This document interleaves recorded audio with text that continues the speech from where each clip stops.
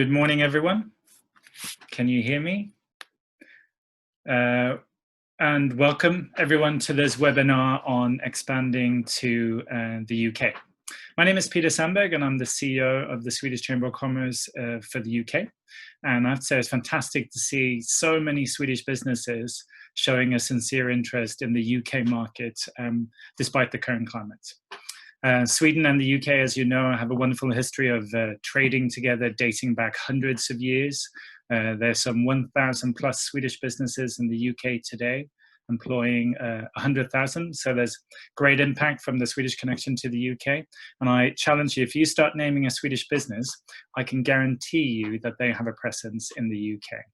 The Swedish brand is strong in the UK, and it's relatively easy to set up a business here, at least compared to most parts of continental Europe. Now, this morning's webinar will not be addressing Brexit specifically. I just wanted to touch on it because I felt wrong if I didn't. But as you know, the UK will be leaving the European Union on the 31st of December. With the deal, most businesses hope, but potentially without a deal.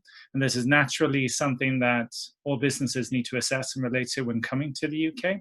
But let's remember, though, and we keep reiterating this, that any global business or any business with global ambition needs to assess these matters when growing outside of the EU anyway. And I have to say the UK is probably the best launch pad for doing just that, launching globally. There's a reason why most Swedish startups and businesses choose the UK as its first market outside of the Nordics. And I think that reason remains, although a bit bruised by Brexit. Now, for us, the Chamber, for over a century, we've been here to support businesses with know-how, experience, connections, door openers, and taking businesses step by step into the UK. We're a not-for-profit, so we were founded by business for business, and we love helping businesses as a mission. Today's webinar is about expansion to the UK. What makes the UK interesting? What should you think about when expanding to the UK? What opportunities are there or here in our case? And what should you really watch out for? And to help you, we put together a panel of exciting entrepreneurs and professionals who have experience of doing just that. They represent different sectors and different stages too. We'll also be meeting organizations that can help you on the way. And we all have one thing in common, and that's welcoming you to the UK and that we want it to be a success for you. I'd like to thank our sponsors today, the UK's Department for International Trade, who we work actively with throughout the year. It's great to have them on board. And also TMF Group, who helps businesses expand into other markets, including the UK. And we're also very happy to partner with a number of organizations within the Swedish startup scene and other chambers of commerce. So thank you for your support of today's event. We all have business support and growth in common. Now look at the agenda, you can see it on the screen. We will kick off with a few words from London's Deputy Mayor, followed by a presentation from the UK's Department for International Trade. Then there'll be an exciting panel with entrepreneurs and businesses who have set up in the UK. And finally, a very brief introduction to how the Department for International Trade, or the DIT, the Chamber, and Tillväxtverket, or Startup Sweden, can help you. And we all love to help. Let's remember that today's session is really all for you, the listeners, and about you. So let's keep it interactive. I'm sure you all have questions, so keep shooting those questions using the Q&A function throughout, and we will try to facilitate to our best ability. Housekeeping rules: if you have a question, as I said to the speakers, please use the Q&A function at the bottom of your screen and write your question. If you experience technical issues, report the issue using the chat function, and the SEC will assist. Please note that this webinar will be recorded and made available for members on demand, so be careful with your questions at the same time. Now, we are very honored to have London's Deputy Mayor for Business with us today, Mr. Rajesh Agrawal, who joins us. He is a strong supporter of business and a good friend to the Swedish Chamber of Commerce and the Swedish community here. He was born in India and moved to London in 2001. He himself is an entrepreneur and founded two FX and money transfer businesses. And as Deputy Mayor of London for Business, his mission is to be a strong voice for London's business community, protecting jobs and growth, and ensuring that the capital remains the most open and attractive place to do business in the world. We love hearing this and look forward to hearing from you today, Mr. Deputy Mayor. To everyone, if you have questions, please use the Q&A function. Otherwise, Mr. Deputy Mayor, over to you and welcome back.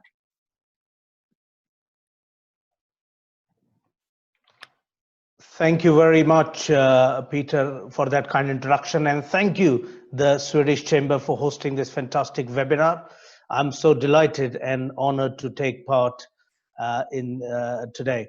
The bonds between Sweden and the UK have a deep and long history. We are key trading partners to each other, and London is home to significant number of Swedes and Swedish companies. In fact, the last decade, London has been the second largest destination to Swedish investment, behind only Helsinki. So we are not very far. Since I started this role, both the mayor and I have listened to views and concerns of both domestic and international businesses in London. I understand that many of you will have concerns around both coronavirus as well as Brexit. The effects of the lockdown are being felt by companies of all sizes and sectors and their employees. And we are aware that many businesses are now struggling to survive. I share the mayor's determination to do everything we can to help London's businesses of all sizes and from all sectors. And we are trying to do everything that we can to help the businesses stay afloat through the pandemic into the recovery. At City Hall, we continue to offer support for businesses of all shapes and sizes through the London Growth Hub, which is an online resource that brings together the capital's vast business support offer into a single hub. Through the Growth Hub, we have launched a new portal to support London-based businesses and employers to manage and mitigate their exposure to coronavirus. We have held over 900 direct one-to-one advice sessions with businesses since the start of the crisis. And on 20th of April, the mayor launched Pay It Forward London, which is a crowdfunding platform on london.gov.uk, which offers small businesses across the city the chance to pre-sell their services during the coronavirus shutdown. We connect them to the local communities and provide 100% free fundraising. So London businesses are able to generate income and manage cash flows whilst keeping the public safe. Already around 150 businesses have raised nearly £250,000 thanks to 3,000 Londoners. And together with London and partners, we are also planning for longer term recovery for London's vital culture, retail, hospitality, and event sector by convening a citywide alliance. The aim of the alliance will be to encourage consumer confidence for Londoners. It will help stimulate a rapid, reasonable, and sustainable recovery for London's consumer businesses. Well, it is very clear that the economic impact of the coronavirus pandemic will be long-lasting and wide-ranging. There remains a great deal of uncertainty about how our economy and our city will look when we emerge from this crisis.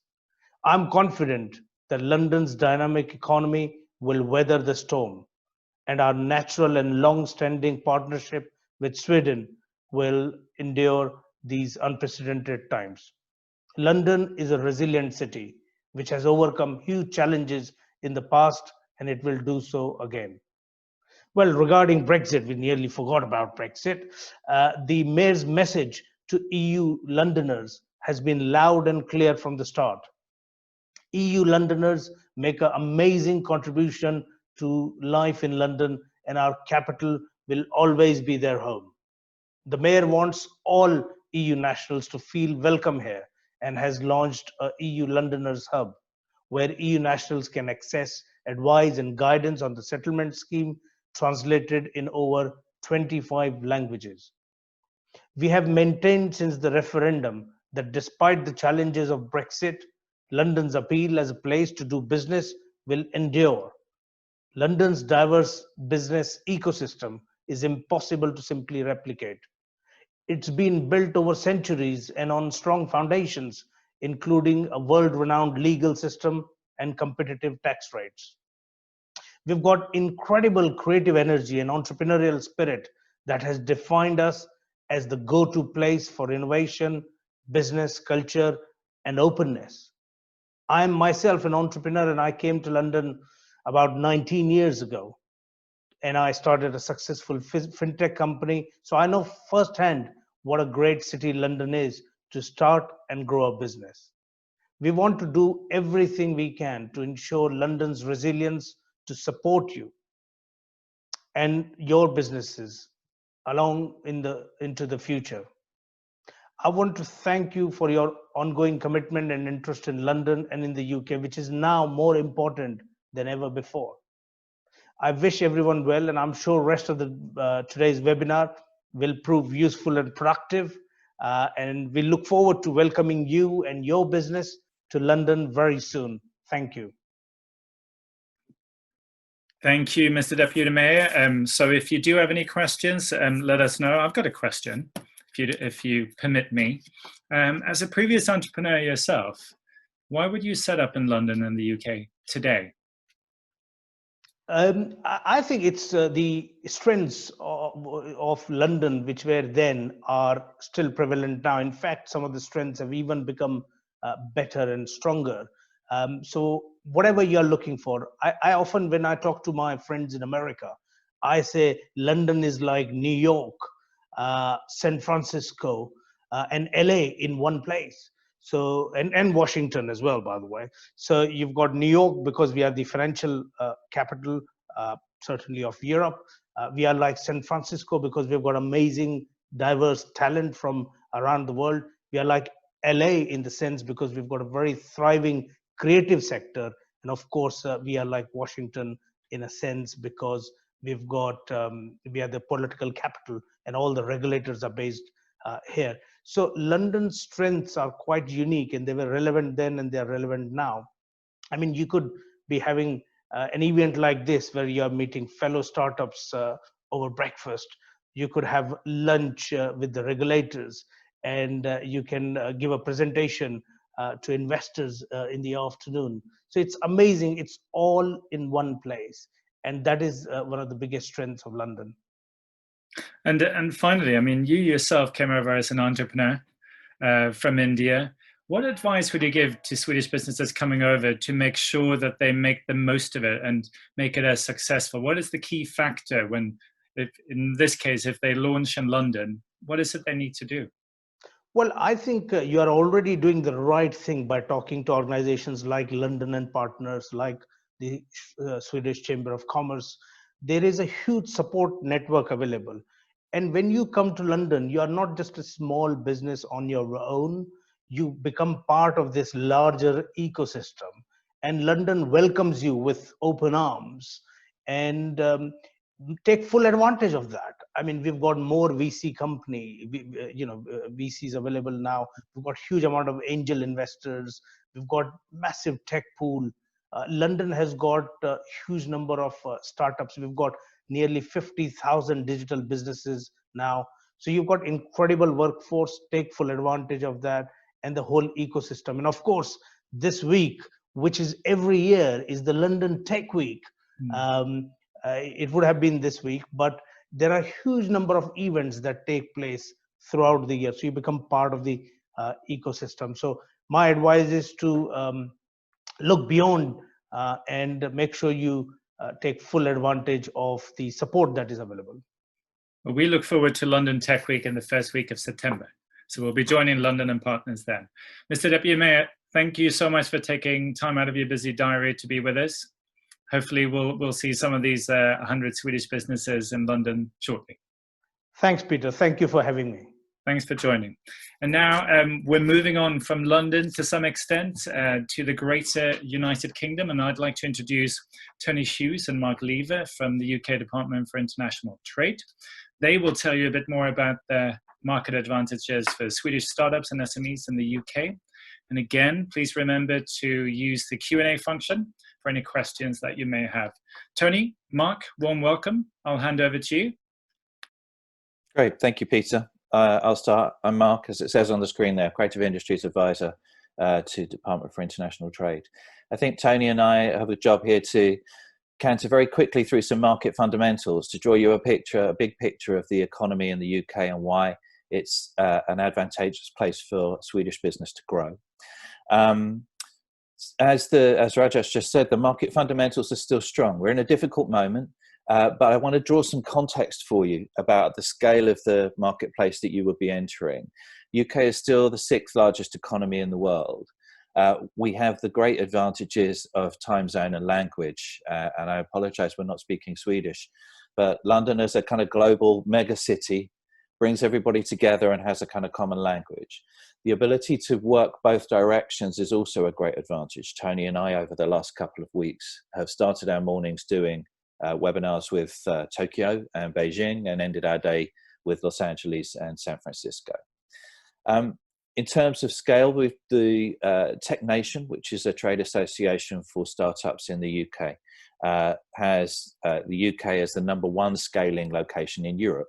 And we've seen it with companies like Spotify from Sweden or others more recently, like Farfetch, as a place where you come to really grow the business and take it globally once you've hit that kind of scale. Also, as was referred to by the Deputy Mayor, it's a kind of center of other sectors. And I've worked with Goodbye Kansas, who came to London because of the creative industries in the city and the kind of growth of creative and visual effects in the city. Tony is working with Swedish games companies at the minute. So scaling is built on a scale market. If I look at the startups that we had on the participant list, the types of things that will grow your business are these types of numbers. So the UK has the most advanced e-commerce market in Europe, at around £670 billion in 2018. It has the largest online retail market. So 19% of retail sales in the UK were online. That's somewhere around 80 billion. It has the largest advertising market. Advertising is clearly in a difficult place at the moment, but the switch from traditional to digital continues. And digital ad spend in the UK is around £17 billion, and that was up 15% on the year before. So the types of market fundamentals and revenues that you are going to base your growing startup on and your business models on are available in the UK at scale. That type of scale grows the tech industry. So we've seen a growth of the tech industry in the UK at about 6 times the pace of the rest of the economy. That means it's grown from about 104 billion in 2010 to about 150 billion in 2018, which is the last kind of solid figure that I've got. It's grown on the back of growing companies. So there are 77 unicorns in the UK. So it's the 3rd biggest location for unicorns behind the US and China. And it employs nearly 3 million people. So there's a talent pool that you can grow for, and that talent pool continues to grow. So the market fundamentals are strong, despite the wobbles of the current situation, and the types of revenues that will really drive your business model are available at scale and with an international reach. The other thing that's available at scale is venture capital. I'm going to hand on to Tony to explain that slide that's on the screen in front of you. Thanks, Mark. Good morning, everyone. So, I mean, the numbers themselves are impressive, and they tell a story. But I think the story that's most important to you listening at home or wherever you are is that this money enables businesses, it fires them up, it allows them to grow and scale. But really, the most difficult thing is access to market and getting product market fit for everyone coming in. And I think, as the Deputy Mayor mentions in his opening address, that's what makes London definitely unique. I think that's what the UK is very good at. The application of art to technology underpins most of the companies that you'll be all developing. And I think that takes a combination of skill sets and talent and viewpoints and approaches. And I think you have that all in one place when it comes down to the UK. Of course, that needs money. And the UK, as you can see there on the slide, has been very good at investing at all stages. I think that's the key thing, all stages of a company's growth. It used to be, like most places around the world, apart from the Valley, that it was difficult to find early stage finance. And it was the same in the UK. And I think the government did a fairly good job of addressing that through the Enterprise Investment Scheme, the Seed Enterprise Investment Scheme, which incentivise investors that early stage to invest in companies by mitigating that risk. So basically give them a cash back on their tax bill at the end of the year if they're investing in early stage companies. So we've seen incentives both at the early stages and also the latter stages. About half of that VC money, that 13 billion you can see on that screen, that was invested by VCs, investment funds across the UK last year, came in from Asia and the Americas. So London being a financial capital certainly helps that and certainly attracts that money in. But of course, a lot of that money is all getting invested in the UK ecosystem. But I think the really most important number for you listening is that Mark mentioned that 77 unicorns have been created in the UK, tech unicorns. Of them, the top 10, 9 out of that top 10 have at least one co-founder from overseas. That's a really important figure for us and for doing this job of attracting talented companies into the UK, because it says to me that I can not only go to the UK and find a client, find some money, find a partner maybe, but it says to me that I can come to the UK and grow a global company. I can really scale this and take it to where I want it to be. I think that's the most important figure. Of course, in the UK, we have many different sectors that are performing very well. The most prominent and most visible, of course, is fintech in London. But of course, we are also seeing a lot of startups, a lot of scale-ups in other sectors as well, including artificial intelligence, including clean energy. And I think what's really interesting right now is that, if you look at the history of what VCs invest in, they tend to invest in deep tech, they tend to invest in biosciences, the sectors they know, but also a lot of VCs come out of that world and they understand it.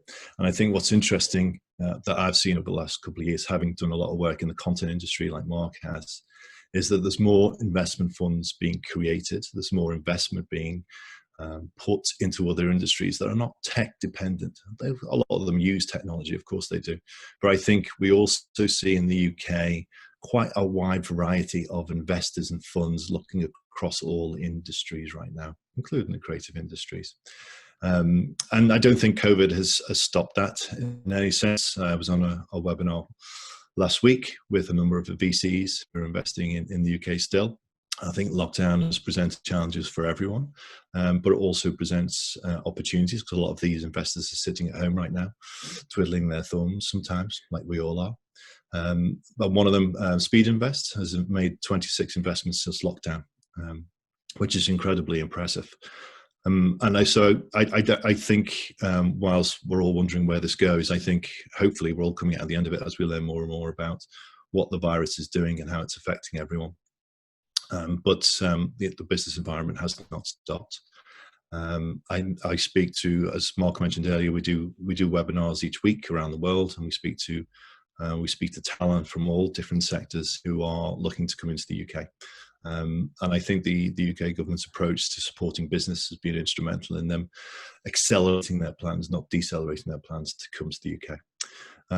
But I suppose it's important to mention, as Mark mentioned earlier, that the talent hotspots around the UK, being a geographically very small country, make it very attractive for companies coming in, not to London, but also to other hotspots where we see a lot of investment coming into, places like Cambridge and Oxford and Bristol and Manchester and Edinburgh and Belfast.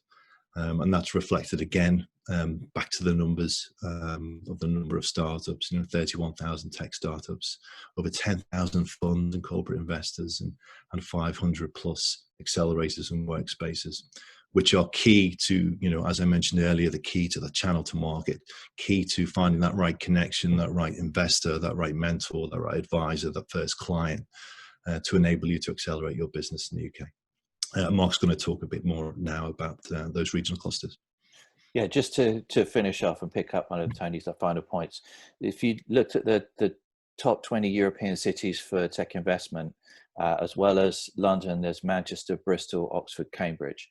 So one of the things that we can do as DIT and the kind of networks around the UK is, it may be that you should look beyond London for the place to base your startup, because of the particular type of makeup of the clusters. So Cambridge has very strong biotech and mobile. Oxford has very strong med tech and digital health. Bristol has very strong IoT, haptics, bionics. Manchester has kind of fintech and sports. Other clusters like cyber in Cheltenham.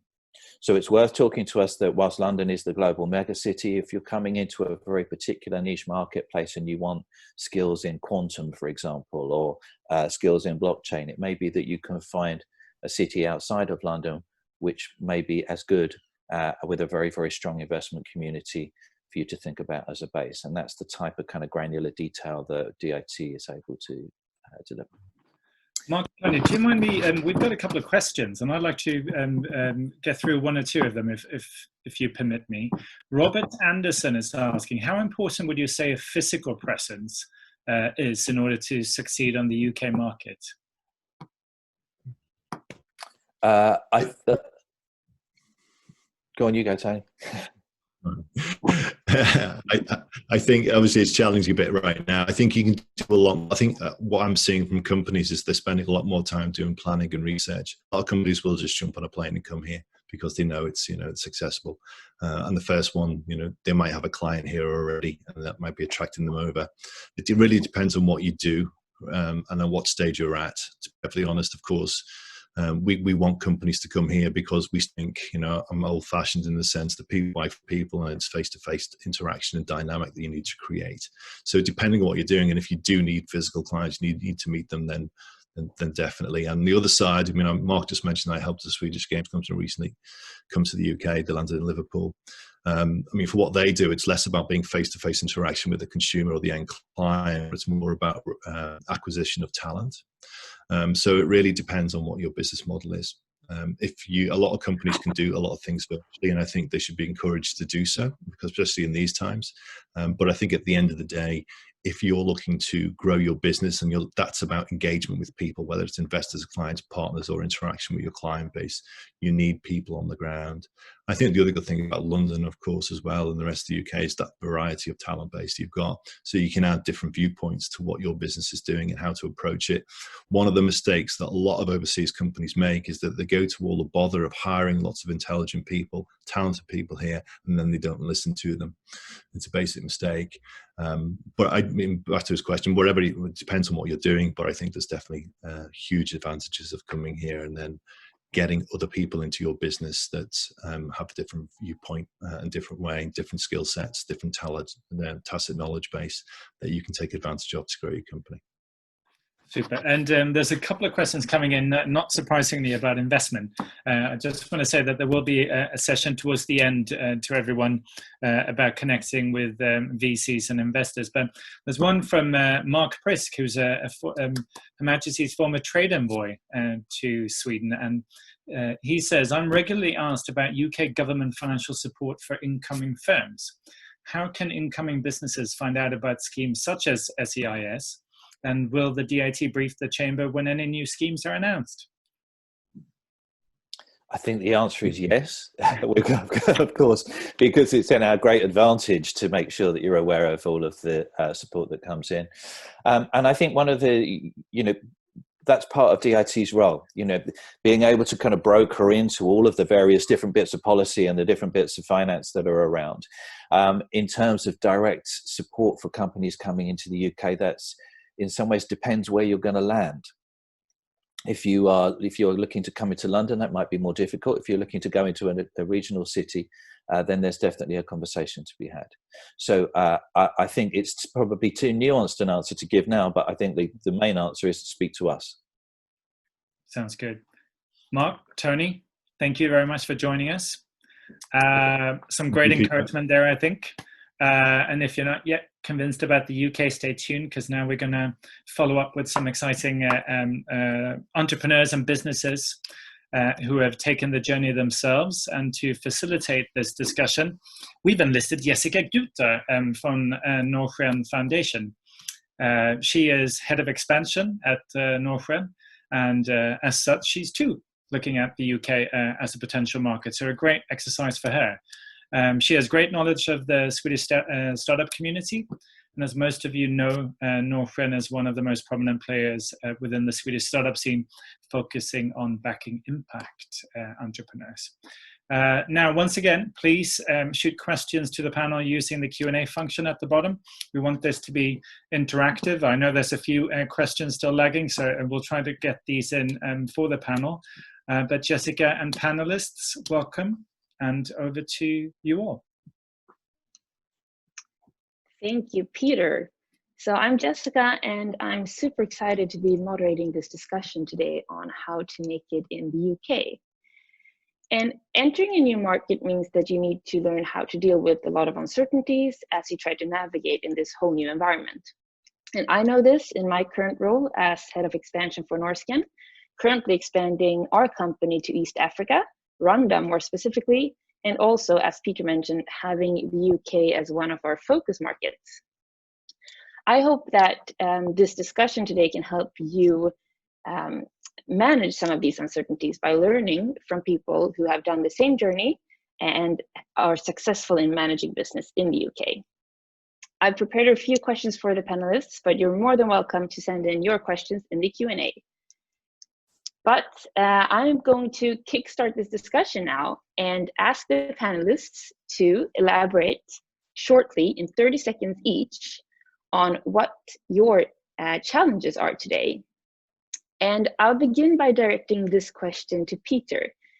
And you started your UK journey expanding Clas Ohlson to the UK, and today you are country manager and chief sustainability officer for IKEA UK and Ireland. So what challenges do you see ahead, Peter? Ahead, I see the challenges equal to potential is a little bit this, as everyone talks about, the new normal. How are we adjusting and becoming agile to the new reality? Because I think what we have seen during the crisis is that some things we maybe were planning for 2 years ahead is actually happening right now from a consumer point of view. A lot of things has accelerated in a very short time span. And our job now is to adopt to that as quickly as we can and find a way of working to optimize actually also the potential. I think that would be the short answer to my 30-second answer to your question, basically. Thank you. And Christer, you founded the retail finance platform Divido. So you interact with merchants and retailers such as IKEA on a daily basis. What challenges are in your mind? Well, I think the number one thing is consumer confidence. Are people confident enough to start spending money and putting money back into the economy? And obviously, we believe that our platform, which is enabling retailers to offer consumers access to flexible payment plans, is one way of doing that and making people able to budget big expenses or deferring costs to a later date if there's something they have to buy. So I think doing what we can to ensure consumer confidence, I think, is the number one objective at the moment. And on to you, Ranj. You are Chief Content Officer and Managing Director of the UK at Readly, which is a Swedish company often referred to as the Spotify of magazines. So what's your take on this question? So I think if I've got 30 seconds to answer this, I'd actually say it was the impact of COVID on the publishing industry. So, what we've found now is that the publishing industry, in terms of subscriptions revenue, is accelerating at a pace that we didn't even anticipate. So it's fantastic news in one sense, but in another sense, newsstand sales, digital ad revenues, print ad revenues are taking a complete nosedive. So that, I would say, would be one of my concerns for the content creators for our industry. Kieran, you left the investment industry to become head of commercial strategy at the Swedish company Trustly. What challenges are you facing in your role? Hi everyone. So Trustly is an online payments business. We support businesses across Europe. I think I reflect some of the comments made before that a lot of our merchants are now shifting online and they need payment services to support that. And we need to give them that product in perhaps a quicker timeline than they would have done elsewhere, otherwise. And I think the other thing, clearly, we are a cross-border business. We have people in multiple countries. So making sure everyone is focused, aligned on the strategy, and keeping positive through these challenging times. That's our key challenges at the moment. And last but not least, I want to direct this question to you, Frida, co-founder and COO of the sustainability platform WorldFavor. And what makes you so interesting in this context is also that you're right now in the beginning of your expansion journey to the UK. So tell us about your challenges. Well, yeah, that's true. So we're very much in the beginning, and of course that changes a little bit our plans for this. We were just about to sort of take that big expansion forward. So of course, like everyone else, COVID is on everyone's mind, and how that will affect us practically in pursuing our expansion, but also of course our industry. Our hopes and thoughts is that sustainability and what we work with, supply chain sustainability, will become more important than ever for businesses, but also many businesses are now in an uncertainty with regards to all the projects that they've had before them. So yeah, that's a short answer. Thank you very much, everyone, for answering this question. And many of you are mentioning these uncertainties, COVID among them, but people are facing more uncertainties than that. So how can entrepreneurs and founders cope with uncertainties? What would you say here, Kieran? Yeah, it's a fascinating question. I think it's really driven by mindset. Uncertainties will always be around us. They're a part of business, and you need to make sure that you have the right people and you have the right mindset, a growth-orientated mindset, to be able to convert those uncertainties into opportunities. But let's not underestimate that's extremely challenging, even in some of the larger businesses that are represented here today. Ranj, do you have anything to add to this question? I think Kieran's absolutely spot on. I think you need a solid support network around you when you're launching a business. It's really lonely, and you need all the friends that you can possibly get, and you need to get the support of all your peers as well. So I think, speaking to business advisory companies such as Entrepreneur or Goodwill, the Chamber, having friends that you can speak to and who can kind of give you a little bit of a lift up, I think is absolutely essential. And don't be backward in coming forward. If you have something to say, if you have a problem, there will be lots and lots of people within these advisory companies that will be more than willing to help you. And then that, I feel, really contributes to a strong mindset, as Kieran's just said. And Frida, since you are then in the middle of these uncertainties, have you done anything specifically that you can advise the audience on? Well, I guess like the whole starting a business, being a founder is kind of like you choose to always live in uncertainty, right? Because that's almost like the whole point. So what we have done quite a lot, not necessarily with regards to COVID, but when we talk about expansion and all of this, is to talk to as many persons as possible who have done the journey before. And so when regards to expanding, specifically to the UK, we have talked to so many other entrepreneurs, who has led the expansion, and with that received a lot of good feedback and a lot of good thoughts. But then it also comes down to that you have to put that in context to your own business. So I have many examples of those who have completely failed in the UK, which gives you a little bit of a shit. But there are also those that really succeeded. And then you need to kind of look at the differences then, and what does that say about our business. But I really think that it's invaluable to talk to those who have done it before, to kind of release the uncertainty a little bit. No, which is also why we're having this discussion today, so the audience can learn from people like you who have done it. And now we've heard a few of the startups' perspectives. So Peter, how is it for you then working in a more established and bigger company?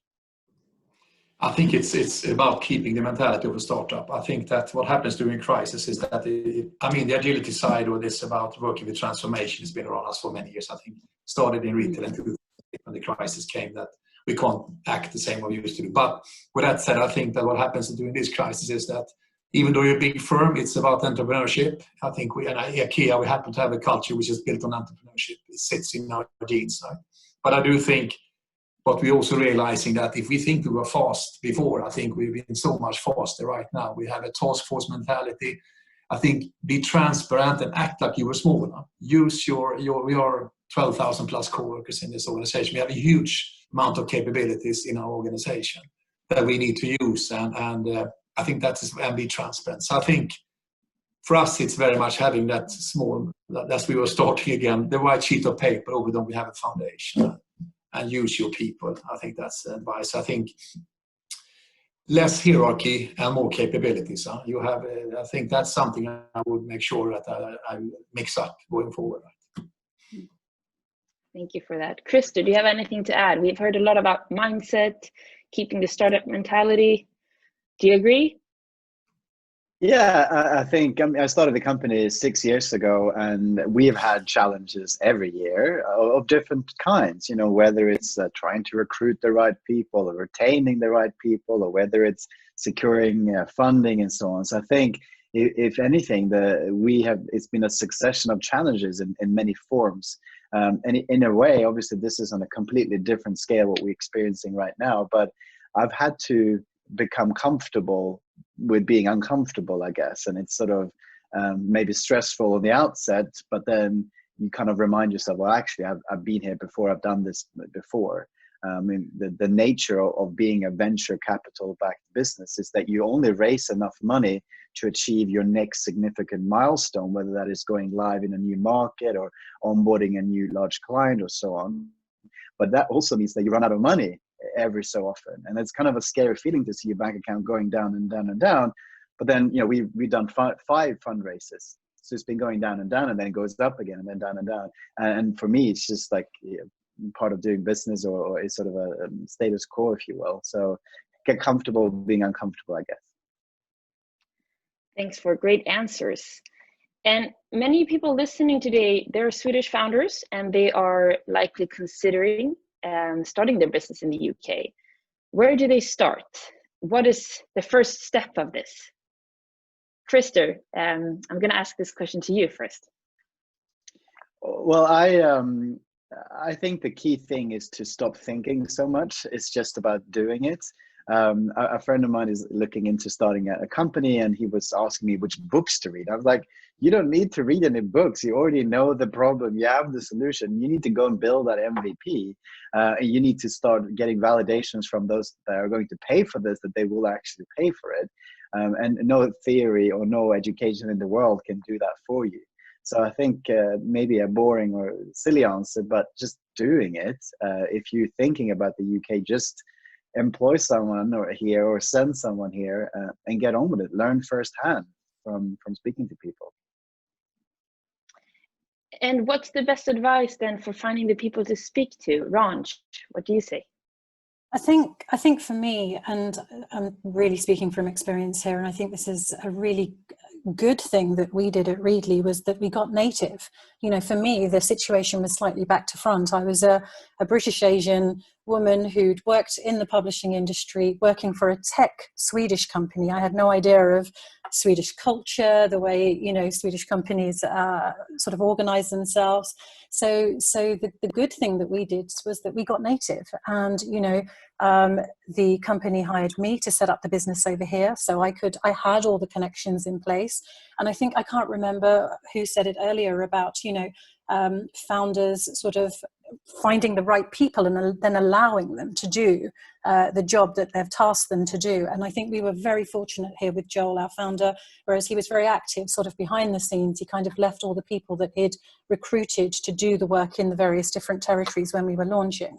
So I think that was really important. And I think, again, culturally for us, setting up a brand new concept, a brand new business in an industry that was already going digital, they were tricky times, and I think just kind of if we'd bought in to techie Swedish people to go in and sell the concept to publishers, they would have shown them the door. But actually getting native and finding the right people to do the right job with the right connections was super important for us, and we did that really well. We're very proud of it as well. Thank you.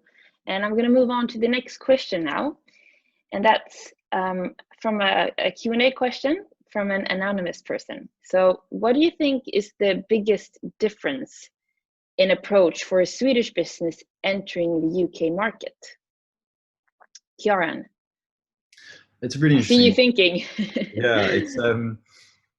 I think it's hard to come up with a completely general answer to that. I think the difference in approach, to be agnostic to industry, I'm going to talk about kind of the internal side. Maybe pick up on some of the points before. Something that really struck me as a difference was meeting culture, believe it or not. So when you get that right person in, you need to make sure that you get a good, strong relationship cross-border. Now that obviously means face-to-face time, and challenging at the moment, but obviously Zoom is proving it's possible. But when you have that face-to-face time, something that is critically different between Swedish and British culture is how you have a meeting. And Swedes are extremely good at building consensus over long discussions, whereas Brits expect meetings to result in decisions and moving forward. And recognizing that, explaining it to your British hire if they've never worked for a Swedish business before, I think that's really key to getting that UK business working, right? You get that communication, you get the meetings, the decisions flowing in the right way, and then you will free them to be able to deliver what you've hired them to deliver. So that would be my top tip. Can I just add to that, actually, because that really hit home, because that's so true. I think one of the other things that, and I still find it to this day, is that Swedish companies are very open to new concepts and ideas. Something that what I would call is half cooked or half baked, and we still have these discussions to this day. Whereas I think British companies like at least 90% of the pie cooked and ready to eat. So that was something that took me a long time to get my head around, and I think this is one of the reasons why Swedish companies are so successful, because they pick up on an idea, whereas British companies would like to see something that's sort of part formed. And I think that's so important, and having somebody to tell you that and explain that's how it is can get you out of a lot of pain and misery. So again, sort of talking to people about the meeting culture, the meeting style is really important. And speaking about the differences in culture, Frida, is this something that you've noticed early in your expansion journey? Well, to be honest, yeah, I guess we're a bit early in our journey to sort of have some sort of data behind our reflections, but a little bit more. We see the customers that we do have. We work with a little bit larger companies that they are a little bit more top-down approach when it comes to decision making and how we work with them and so on, and very efficient. So I totally see that angle already, even though it's just a handful of them. But then I think as Kieran was saying, apart from those sort of internal and cultural differences, I think the biggest differences are very much up to what kind of company you have and what industry you are in and so on. Because there, from our perspective, the business that we have and the tool that we're selling, it's used completely in the same way all over the world, basically. And that's because we work with global businesses. They have a global presence and they use this all over the globe. So that has sort of been not so much of a difference, and therefore our sales processes are quite similar in that sense. The needs and the pains are the same. So yeah, it's very much of a industry, I think, aspect in the differences as well. And Peter, you work for a company that has a very strong company culture. So how do you manage company culture across the markets? I think actually it's built on common sense, to be honest with you. I think what we found out in IKEA across the whole world is that those values, they might be a little bit interpreted in different ways, but I think actually in a modest way, a humble way, I should say, I think actually they make sense all across the world. I think there are that logic and pragmatic and talking to a lot of different nationalities or cultures, whatever you say. And I also would say on the point of UK and London or whatever, I think it's a very diverse society in a way, even though, of course, there's some English in it, in this way, or Scottish or whatever. But I do think that, no, I think it's a lot of, I found there are always so much else in cultures, whatever you are. I've been working in Asia and Russia and so forth, right? But I do think also you need to look for the commonalities that also exist, and they're normally bigger than the differences. And I think it's more how you really understand where the 80-20 is or the 20 is or the 80, but also build on the commonalities. I think that's my experience in general, right? Mm-hmm. And you're all working for Swedish companies, except for you then, Christer, but you are a Swedish founder who started your company in the UK. How can Swedish companies make themselves relevant in the UK? Like, what competitive advantage have you noticed that you have as a Swedish founder maybe, or as a Swedish company? Christer, do you want to elaborate on that? Sure. Well, I think there's a couple of aspects probably within that question. I think the one thing is that Swedish people in general are well regarded probably around the world in most countries, and obviously the United Kingdom is no exception. So that's obviously very beneficial. People trust Swedish people. And in our particular case, Sweden has a good track record within payments. We have Trustly. We have iSettle, we have Klarna. So for us, is also being quite beneficial that people think, oh, because you're Swedish, you guys seems to be very good at payments. So that kind of gives you some instant kudos. So that's sort of a more of a bespoke benefit to us. But in general, yeah, I think it's well regarded. The Swedish people are well regarded in terms of diplomacy and honesty and things like that. So yeah, it's certainly not a disadvantage. And also, as we heard in the beginning from the deputy mayor, London is very open for business, and London and the UK is very diverse, and they've become successful over time, over history, by its ability to amalgamate different cultures and welcome people from different places. It's very diverse, very welcoming. So yeah, no, I think it's positive. And Ranj, do you feel that there's something with Wrigley's Swedish heritage that is benefiting you in the UK? Absolutely. I mean, you know, when we launched back in 2013, there are approximately 5 other businesses that launched with a very similar concept. So we had a lot of competition around that time. And I think Sweden's reputation basically speaks for itself. You know, you only have to look at companies like IKEA, Skype, Spotify, etc. You know, it like I said, it speaks for itself. So one of the things that we did was that we differentiated ourselves from the competition. Our sort of core focus was really, as a service offering, what can we add to our customer base that the other smaller companies that had launched around the same time couldn't? And one of our USPs were that, yeah, we're a Swedish company, we're a Swedish tech company, and that automatically makes people think, oh yeah, because they assume automatically, start thinking about Spotify or, you know, some of the big companies that are out there. So in the end, you know, we basically outworked the competition. Out of those, I think it's 5 or 6 companies that were around at that time, I think only 2 have survived. And, you know, whilst we used our skill set locally, we also used our Swedish sort of reputation to help us sort of pave the way as well. So, yeah. But Kieran, like when you're in the receiving country, don't you want to build your company culture there as well? Yeah, it's a really important point. It's a delicate balance. I think at Trustly, the key thing was that I think what was quite important, and there's a natural affinity between Swedes and Brits. And so I think that helped. And then being a situation where, you know, as a London office, we travel to Stockholm quite a lot. And we really have that face-to-face time. So we could kind of slowly but surely get the Swedish office to really understand there are differences, and, you know, there are things that you need to be aware of to build that affinity. You I think I'll go back to this point on Swedish tech. I think that really does help us. That people, I think businesses we're selling to relax a little bit when they hear, oh, we're a Swedish company. They're kind of used to new developments coming out of the Nordics and UK sort of being a key place for those businesses to then expand. So I think that's helped us.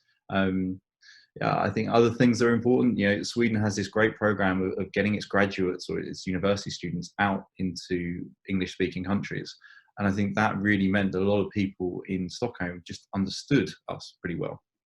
So lots of benefits, but definitely that face-to-face time and building that cultural affinity, so that the Swedish office gets a bit of the UK culture and the UK absorbs a bit of the Swedish culture. And speaking of face-to-face time, we have a question here, which is, would you encourage entrepreneurs to travel and do business between the UK and Sweden, or does Zoom and digital calls do?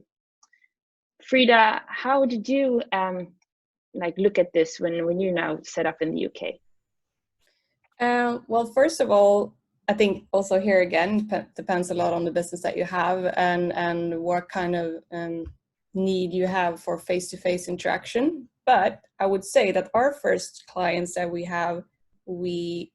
have gained only through Zoom or similar, almost. So we've had then during the onboarding and all of that, of course, we meet, but surprisingly well, it worked selling online, or not online, but having online meetings with large corporations in the UK. So that was actually a bit of a surprise for us. And that is how we are now continuing while Corona is sort of hindering us from actually traveling. But what we see is, in order to build a more efficient sales in the UK, we want to be there, and we want to have local people, and we want to go native and bringing our culture, of course, but to speed things up and do it more efficiently, we definitely think that we need to be there. But I would say to get your first clients, you can definitely do it over Zoom or whatever. At least it worked for us. So, and we're a B2B software SaaS company. So, Ronj, do you agree? Because you were the first employee in the UK. Had the company done sales before you, or did you do it from the start? We had a handful of Swedish publishers on the platform. I think for me, I mean, gosh, if Corona had hit us back in 2014, I think we would struggle. For us, it's absolutely imperative that we have a physical presence, because you need to make that connection with the publishers. We're very well established now here in the UK and in Sweden, and also in Germany as well. And in all three territories, we have a physical presence. So what we're doing now in terms of sort of maintaining and retaining the client base that we have is we have to do that through Zoom, because I live in Hampshire, but I don't go into London every day. But prior to that, I was pretty much on a flight every week. So I think having a physical presence is super important for retention, for maintenance. Yes, this we'll have to do for now. We have no choice. We have to work like this for now. But it will be nice, once we can get out and about, because I think relationships are super important, and having that sort of physical meeting with your publishing clients, and even with your colleagues in Stockholm in Germany, creates a really powerful connection. So I think that's important, but we have to make do with the situation that we're currently in. So yeah, we're all sort of tied to our desks in our homes right now. No, definitely. And I'm gonna weave in a question here to all the panelists. What other European countries did you consider expanding to besides the UK, and what then made you choose the UK? Peter, do you want to elaborate a bit on this? Why IKEA chose the UK? I think that I can say why. I can probably Clas Ohlson would be more interesting, even though Clas Ohlson turned into more become e-com business here. I think that if you're in retail, I think that in UK, I think also IKEA at one stage is one of the most demanding, in a good way, demanding markets you can be in.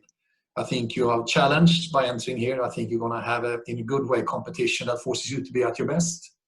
I think you're going to meet competition and competences and resources that, again, can take you further. So I think that's a little bit like this classic, if you make it here, make it anywhere, acceleration.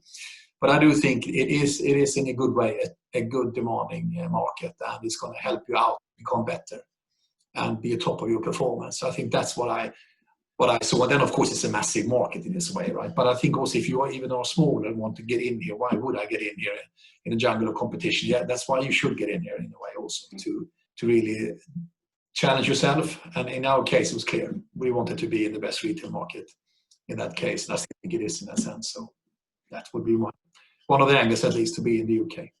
Yeah, I recognize it for myself and my company. We're also looking to raise the bar a bit by going to the UK. And Kieran, what about Trustly? Yeah, I think Trustly is a really interesting example here. We have been present in the UK since 2015. I joined in 2016. But we haven't really sold that much of our product in the UK. The UK product hasn't evolved as quickly as we'd hoped. It is now almost ready. But so we had this quite large office now in the UK. But the magic of the UK is that, I think it was mentioned before, you've got a bit of a melting pot. So we've hired people to take us across Europe, wherever that may be.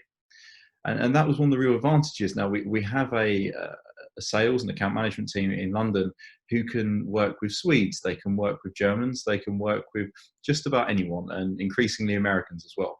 And we have that local knowledge in the UK. And now we're going to add on top selling to UK businesses focused in the UK market as well. So I wouldn't hesitate to go to the UK in terms of hiring people, because there are so many companies that you're hiring from that have taught their people how to go out to the rest of the world and sell. That's a real advantage, I think, with the UK employment market. Super interesting. And Christer, you decided to start your company in the UK. How come? So I came to the UK 15 years ago, and so I was already kind of settling down, if you will, here, and I knew this was my home permanently going forward. So it was mainly because of that reason. It made perfect sense. But even kind of challenging that decision, the UK is, as sort of been touched on earlier today already, incredibly well connected. It is still the financial hub of Europe in terms of knowledge and expertise, in terms of venture capital and so on. So the list is long for the many benefits of establishing a business here. And it's also really, I mean, from day one, I've always said, you know, whilst I'm Swedish and so are my co-founders, and we're not a Swedish company, and neither are we a British company. Our vision is to be a global platform. So the UK is a very good base to get around the world. I mean, for example, now we're launching in South America, and it's obviously very well connected with flights. Well, not at this particular moment, but in general, the UK is a good base to get around the world from. It's super well connected. And I got an interesting question here from the audience. Do you believe that COVID-19 enables new ways of thinking and working? I know that we've discussed a bit about the switch or transition into the digital meeting sphere, but Peter, do you feel that it's brought or enabled something more for you? Yeah, I think I mentioned that in the beginning, actually, in the sense where we were from IKEA perspective. I think it is the crisis brings sometimes the best and sometimes also the worst out of people. But when it brings the best out of people, I think it can really take you further. And I think that you have to choose in crisis whether you see it as whether you go with fear or as a possibility. And I think if you take it as a possibility, I think you can learn a lot in agility again, speed, how you get things done. I think in our case, we look a lot at our governance and seeing how we going to be less traditional, and again, as I mentioned it before, that stir things up more in a good way. So I think that we have many, if I take the positive of the COVID, the disease aside, and I think from a way of working perspective, we have loads of learnings and how we can stay connected. I can take examples that if you take a store visit, which is very much about leadership in IKEA, you go out on this big store visit to see coworkers, which is fantastic. And we start to do this now virtually instead. So I go out on a virtual tour in the stores, right? Which I never thought about before. So I think there are many ways of taking things further around the way of working, which is going to be a great resource and input. Frida, what have you learned from this period? I agree with Peter quite a lot there. It has really, like, I think, made us more efficient. Also, not just us, but also the companies that we interact with, and actually, like someone was saying, this is the only way of doing it now. So then we're suddenly doing it online, and it works quite well. It's just put down all the barriers that were earlier. But also the trust part, and just allowing everyone to do their thing and to have trust in that everyone is sort of, I really see an increased productivity in our team. And then of course there are a lot of different things that are less nice when you can't meet. The cultural thing is really something that you need to work harder on to keep up when you're doing everything online. But also I think it really tests leadership in a way that I couldn't imagine, actually. It's hard to be a leader in a good way, and it really tests you as a founder, as a leader. Still working on it. It sure does. And I thought that we would change the focus a bit now to the funding side of things, because many founders in the audience are particularly keen to learn about the funding environment in the UK. And Ranj and Kjaran, I think you both the companies had British investors. Do you think that that's important for a company expanding to the UK to have a local investor? Maybe if I take this one first. Trustly actually has had Bridgepoint in the past and now Nordic Capital. I would say, believe it or not, actually not necessarily. So I wouldn't take that as a blocker if you're looking to expand to the UK. Yes, of course they can help. And I think the panel has mentioned this before about getting local experience, but you don't necessarily have to have British funding, or whether it be German funding or whichever country. But I do think, and I want to echo the point that was made by everyone before, getting that local knowledge base, whether that is some kind of advisor or senior employee, I think that's the real value. An investor may bring that, but they also might not. So I wouldn't limit yourself based on where you can get funding. Obviously, it's a great market for funding, though. I do agree with you. I think for us it's actually been quite helpful, partly because it's understanding the local market as well. Having your investors on site. This sounds really silly, but just being able to use their office if you haven't got office space, when you're starting out, is actually quite important. But having the local market knowledge, understanding the industries that you're having to deal with, and also using them as a sounding board. It's not, we're not calling Zoot Capital our UK investor. I'm not speaking to them on a daily basis, but in the very sort of early days, we were talking to them, or I was talking to them on a regular basis, but just for advice, and that was it. Just so that we could have the sort of I guess the bridge between Sweden and the UK, because our advisors or our investors had already made connections with companies in Sweden, so they had an understanding of Swedish businesses, so they could be the connector between the two. So I think initially when you first start, absolutely really helpful. After that, don't really deal with them on a day-to-day basis. And Christer, also having started a business in the UK, how do Swedish founders get knowledge about the investors and VCs? I don't know if it's specifically for Swedish people. So when we started looking into investors, we actually started with looking at accelerators, because we're just starting out as a new company. Accelerators are great platforms to give you a sort of structured program that kind of helps you or challenge you on thinking about your pitch deck or thinking about your financials or whatever. And we got selected by Seed Camp, which is the largest accelerator program in Europe. They have backed companies like TransferWise and Revolut, so they have a very good track record in fintech as well. And they were actually the kind of the gate opener or door opener for us, and they're a tremendous network of investors. So I think that was a good way of doing it. But then beyond that, it's traditional, almost like sales, like accessing online databases and spamming people on LinkedIn. And yeah, I wouldn't say it was uniquely Swedish experience. I'm sure it's similar to many other founders.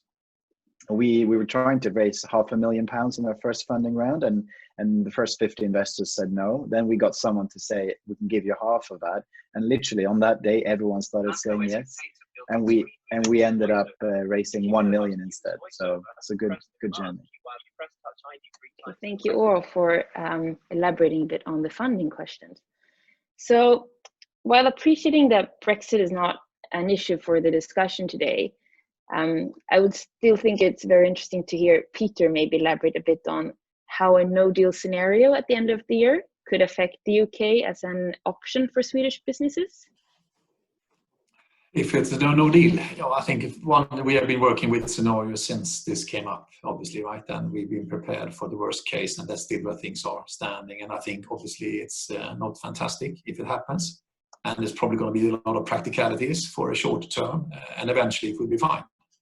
That's the attitude I think we have to it, right? And you can only do so much in preparing yourself. In our case, movement of stock, which is going to be essential for us, and movement of people, maybe also about movement of stock in particular. And it is about having scenario planning, and honestly, to sit there and speculate more than that we can't do, and we need to get ready for that and have that kind of left and right actions depending on what the outcome is. But I'm not, what I think is sometimes it's about don't waste energy on things you can't influence in a way, right? I think that what you can influence then is more about what we can do when we're ready, and then then people have to take care of the rest, lobbying. No, but I would say, if I say something about COVID, I think one good thing about UK and COVID, I think the government has been very active in the dialogue. So we've been very invited to dialogue with the government, and they've been listening quite a bit, actually, surprisingly. So you never know if the Brexit will accelerate. So hopefully they can intensify the dialogue there as well. Yeah. No, thanks for addressing the elephant in the room anyway. And I think that we have about time for one more question. So I'm going to ask everyone in the panel for a short answer again, 30 seconds. And that's, what is your number one top advice for making it in the UK?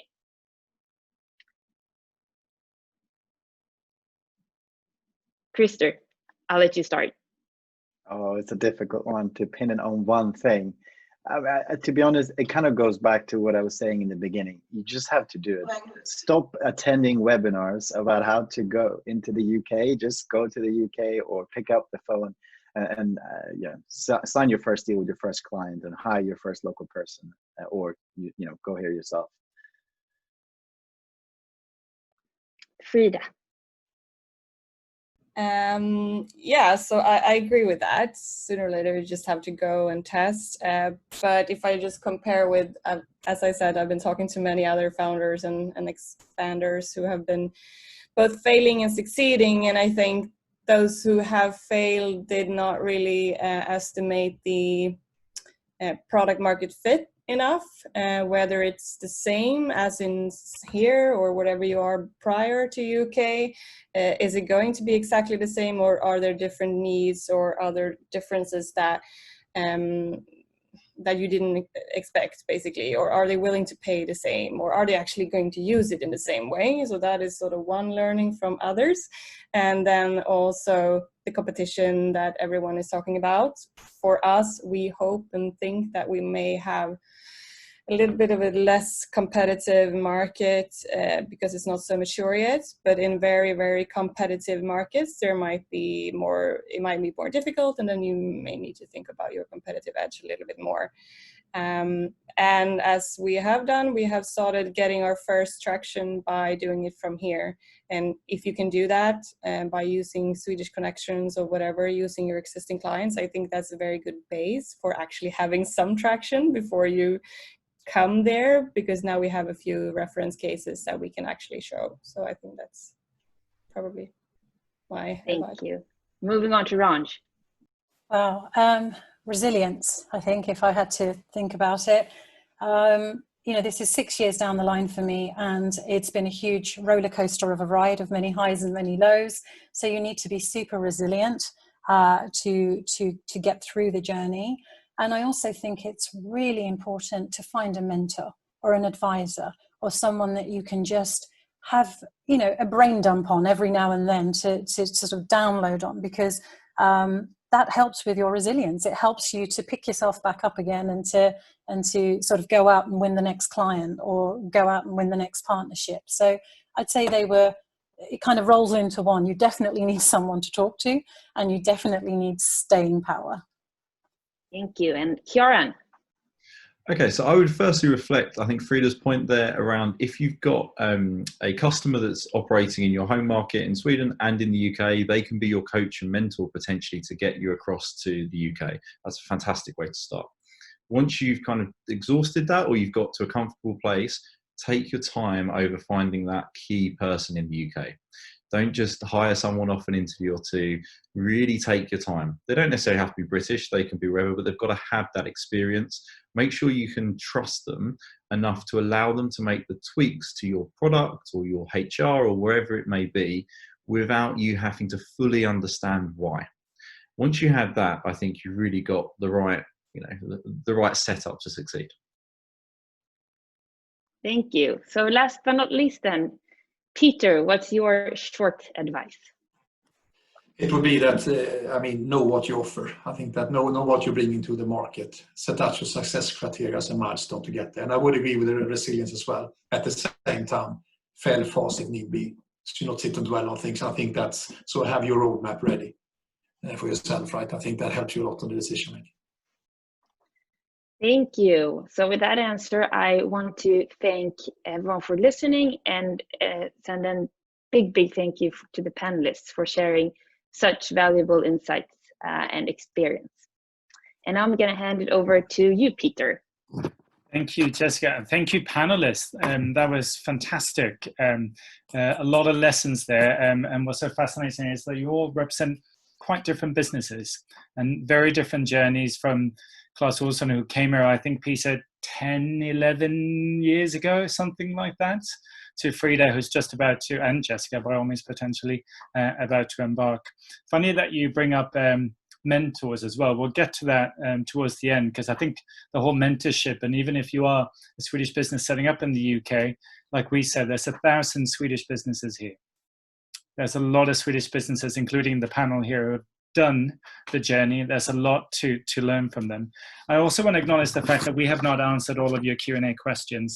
Very sorry about that. We'll look at them individually and see if we can get back to you, but do feel free to reach out to the team with questions that you feel have been unanswered as well. Now, finally, we're moving on to the session on help and assistance and what is available to you freely, which is a great thing these days. We're going to listen to 3 people, Björn Axelsson from the UK's Department for International Trade. We're going to listen to Arar Sangari from Tillväxtverket, or the Swedish Agency for Economic and Regional Growth, or Startup Sweden, and my dear colleague Anna Krona from the Swedish Chamber of Commerce, who are all here to help you. First up is Björn, so welcome, and over to you. Thank you, Peter.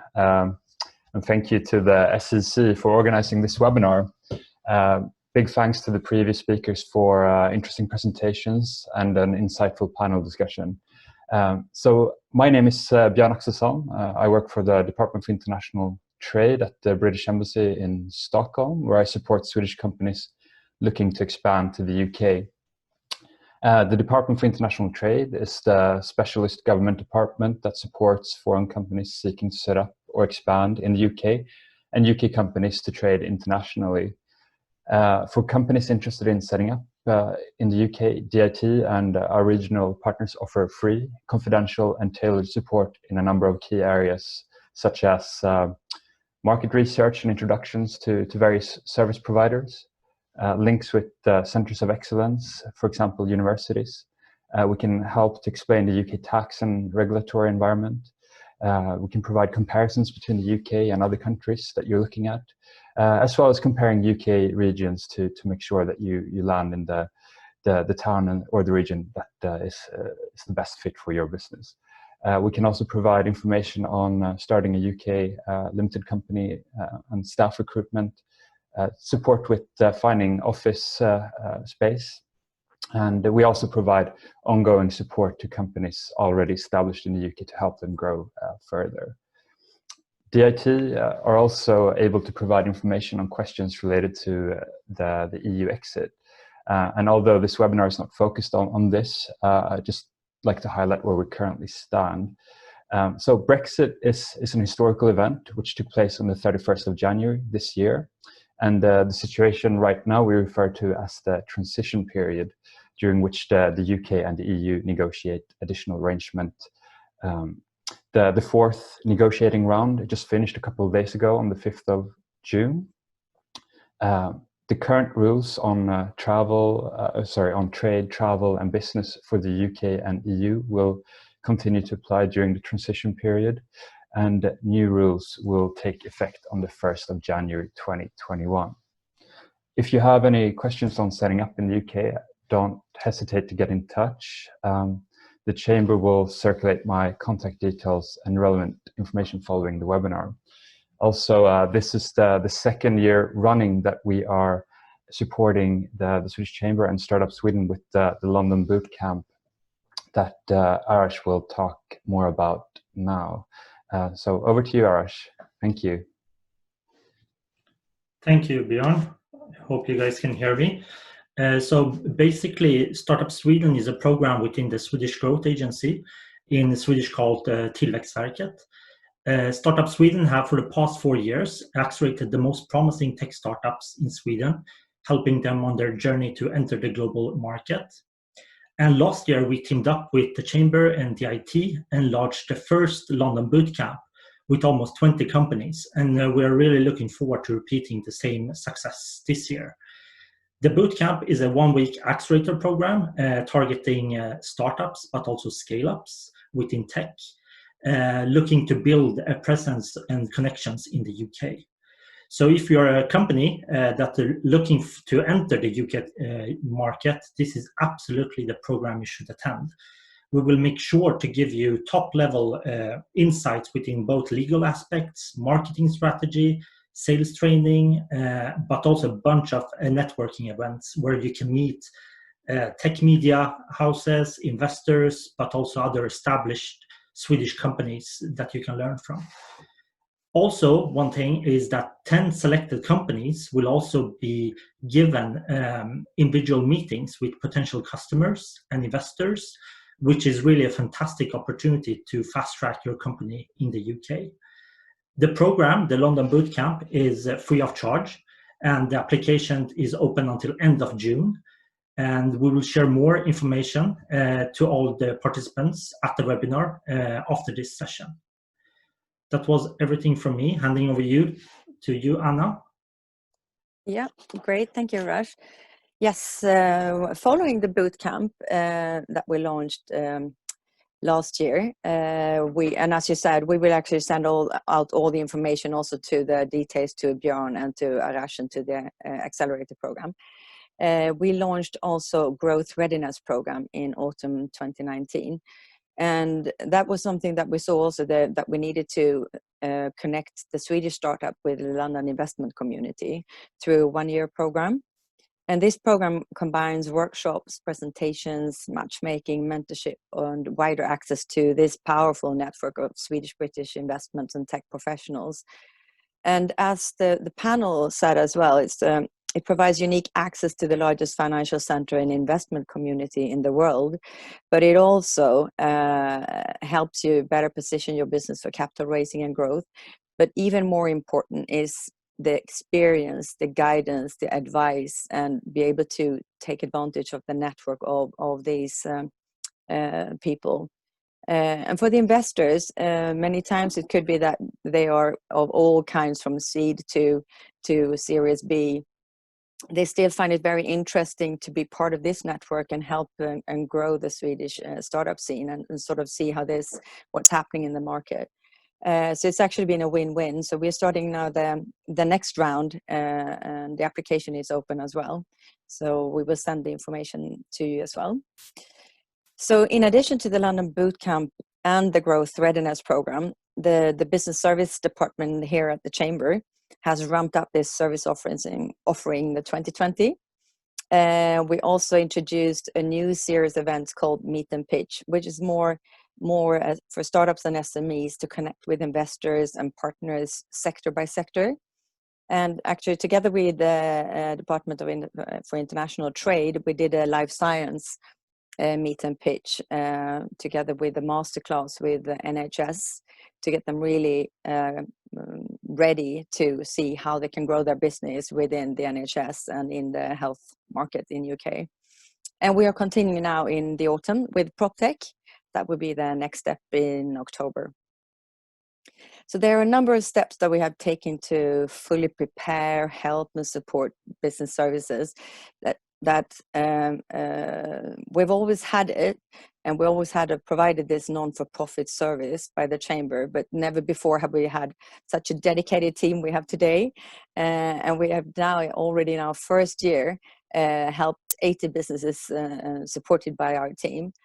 So our mission is to expand the UK market, and we are first and foremost a community. And as Ranj said as well, we're here to support and help and handhold you through this journey. And also we have all the network we teamed up with the valuable and relevant partners that you've met here today, and all of the Chamber's community and business owners.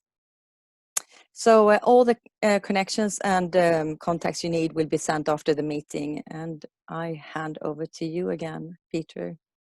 Thanks, all three of you. Like Anna and the others said, it's a community, and what we all have in common today is that we want to help your businesses come here.